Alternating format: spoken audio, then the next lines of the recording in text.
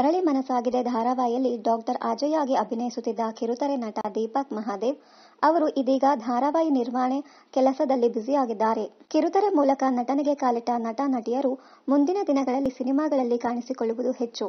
ಆದರೆ ದೀಪಕ್ ವಿಚಾರದಲ್ಲಿ ಆಗಾಗಲಿಲ್ಲ.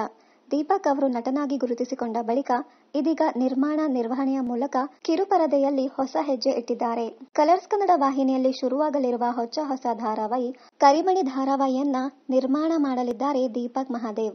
ಅಂದಹಾಗೆ ದೀಪಕ್ ಅವರು ಧಾರಾವಾಹಿ ನಿರ್ಮಾಣ ಮಾಡುತ್ತಿರುವುದು ಇದು ಮೊದಲೇನಲ್ಲ. ಇದಕ್ಕಿಂತ ಮೊದಲು ಉದಯ ವಾಹಿನಿಯಲ್ಲಿ ಪ್ರಸಾರವಾಗುತ್ತಿದ್ದ ಗಂಗೆ ಗೌರಿ ಧಾರಾವಾಹಿಯನ್ನ ನಿರ್ವಹಣೆ ಮೂಲಕ ನಟನೆಯಿಂದ ಕಾರ್ಯಕಾರಿ ನಿರ್ಮಾಪಕರಾಗಿ ಬಡ್ತಿ ಪಡೆದಿದ್ದ ದೀಪಕ್ ಮಹಾದೇವ್.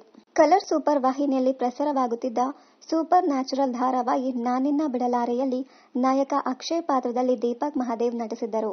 ಮೊದಲ ಧಾರಾವಾಹಿಯಲ್ಲಿಯೇ ನಾಯಕನಾಗಿ ನಟಿಸುವ ಸುವರ್ಣಾವಕಾಶ ಪಡೆದುಕೊಂಡಿದ್ದ ದೀಪಕ್ ಸಹಜ ನಟನೆಯ ಮೂಲಕ ಕಿರುತೆರೆ ವೀಕ್ಷಕರ ಮನಸೆಳೆದ ಹ್ಯಾಂಡ್ಸಮ್ ಹುಡುಗ.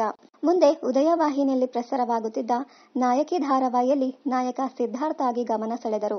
ನಾಯಕಿಯ ನಂತರ ಕೊಂಚ ಮಟ್ಟಿಗೆ ಕಿರುತೆರೆಯಿಂದ ದೂರವಿದ್ದ ದೀಪಕ್ ಸೆಕೆಂಡ್ ಇನ್ನಿಂಗ್ಸ್ ಶುರು ಮಾಡಿದ್ದು ಉದಯ ವಾಹಿನಿಯ ಮೂಲಕವೇ. ಉದಯ ವಾಹಿನಿಯ ನಿನ್ನಿಂದಲೇ ಧಾರಾವಾಹಿಯಲ್ಲಿ ನಾಯಕ ವರುಣ್ ಪಾತ್ರಕ್ಕೆ ಇವರು ಜೀವ ತುಂಬಿದರು.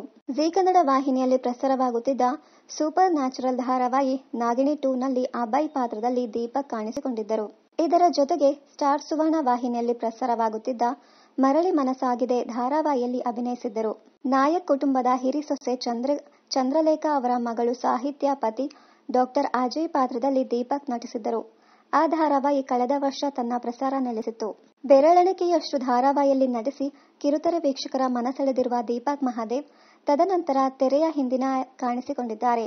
ತನ್ನ ಮೊದಲ ಧಾರಾವಾಹಿಯನ್ನ ನಿರ್ಮಾಣ ಮಾಡಿದ್ದ ವೃದ್ಧಿ ಕ್ರಿಯೇಷನ್ ತಂಡ ಸೇರಿದರು ದೀಪಕ್. ವರ್ಧನ್ ಹರಿ ಮತ್ತು ವಿನೋದ್ ವಿ ದೊಡ್ಡಾಳೆ ಅವರ ತಂಡ ಸೇರಿದ ದೀಪಕ್ ಮಹಾದೇವ್ ಅವರು ನಿರ್ಮಾಣದ ನಿರ್ವಹಣೆಯನ್ನ ವಹಿಸಿದ್ದಾರೆ. ಇತ್ತೀಚೆಗಷ್ಟೇ ಹೊಸ ಧಾರಾವಾಹಿ ಗಂಗೆ ಗೌರಿಯನ್ನ ನಿರ್ವಹಣೆ ಮಾಡಿ ಸೈ ಎನಿಸಿಕೊಂಡಿದ್ದರು ದೀಪಕ್ ಮಹಾದೇವ್. ಇದೀಗ ಎರಡನೇ ಧಾರಾವಾಹಿ ಕರಿಮಣಿಯ ನಿರ್ವಹಣೆಯ ಕೆಲಸದಲ್ಲಿ ಬ್ಯುಸಿಯಾಗಿರುವ ದೀಪಕ್ ಮಹಾದೇವ್ ಮತ್ತೆ ನಟನೆಗೆ ಮರಳುತ್ತಾರಾ ಎಂದು ಕಾದು ನೋಡಬೇಕಿದೆ. ಇನ್ನಷ್ಟು ಕನ್ನಡ ಧಾರಾವಾಹಿ, ಸಿನಿಮಾ ಹಾಗೂ ಇನ್ನಿತರ ಸಮಾಚಾರಕ್ಕಾಗಿ ಚಾನೆಲ್ ಅನ್ನ ಸಬ್ಸ್ಕ್ರೈಬ್ ಮಾಡಿ. Thank you.